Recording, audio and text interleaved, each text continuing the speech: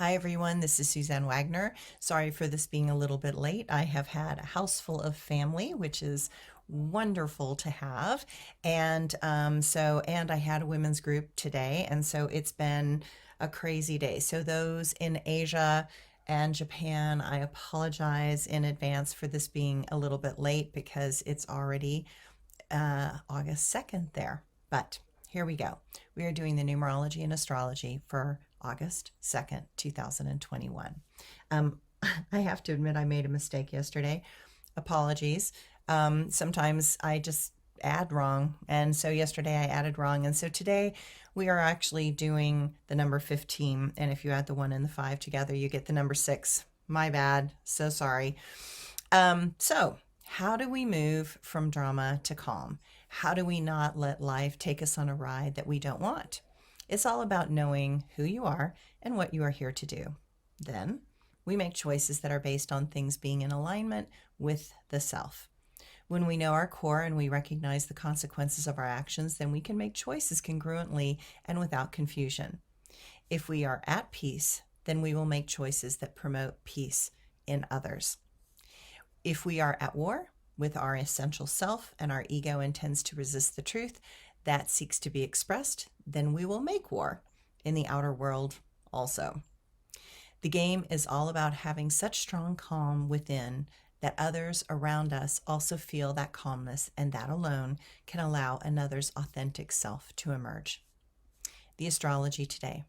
The moon continues in Taurus until before we wake up, and then it moves into the talkative and communication-oriented social sign of Gemini.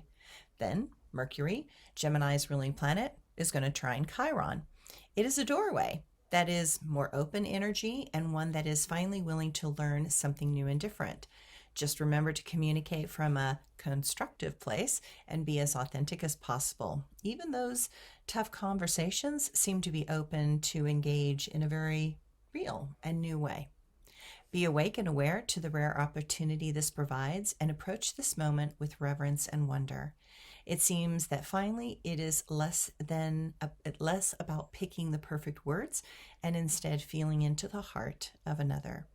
Use this to feel good about who you are now and who others are evolving into also. Venus and Uranus add some good juju to an already improving day. It feels finally wonderful to be seen for our deeper self rather than speaking all the words so carefully as to not offend. Invigorated into a new place, know that it feels wonderful to try new things and just improvise if needed. Things seem a bit more detached. Because of that, we can appreciate things of beauty with more joy and openness. And my quote in my blog today are based on the fact that today is one of the, well, actually August 1st, because I'm always doing this a day in advance. So August 1st is a day that we celebrate like the first harvest in ancient times, and then there's a second harvest, and there's a third harvest. And so this is actually the first harvest, and it's associated with the divine feminine. It's associated with mothers who are, kind of the first place that we trust in the universe and feel the source of abundance in the physical world. So my focus on these blogs and this quote for today is about moms.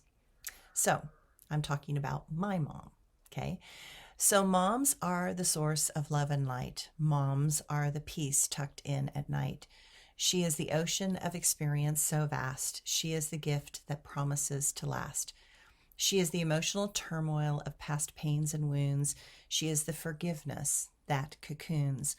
Moms love even when we lash out and push back. Moms show us that all is forgiven, even the qualities we lack. How do we really understand and appreciate? How can we love and not retaliate? We forget that there will be a moment in the future to come that we will regret withholding when we were so young. Now is the time to tell her how much she meant. Say it now instead of later to lament. And like I said, August 1st is the day we celebrate our mothers in ancient times, the first harvest time out of 3 in the old feminine cultures. So today I got together with my women friends and we shared the stories of our mothers. Most of them have their mothers peacefully on the other side, but myself and another woman both have our mothers still here. It was a beautiful ceremony to share stories of our past with the insights and perspectives that we now have from a more mature vantage point. I share and I share what arose from me in my meditation today, so I hope you enjoy this.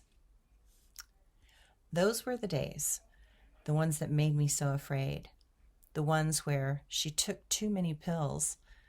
I feel myself knocking on her door still, so afraid that she would be gone, such unknowns as darkness dawned. I remember trying to promise to God. I remember feeling that so much was a fraud. Dads don't come in when women cry. Dads leave until women's eyes are dry. They cannot cope with what they do not know. They cannot help if they refuse to go. Mom, you are a confusion of power and pain.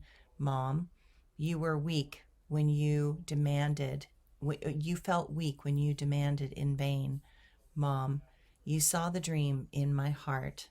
Mom, you protected my child because yours never got to start. Thanks, everyone.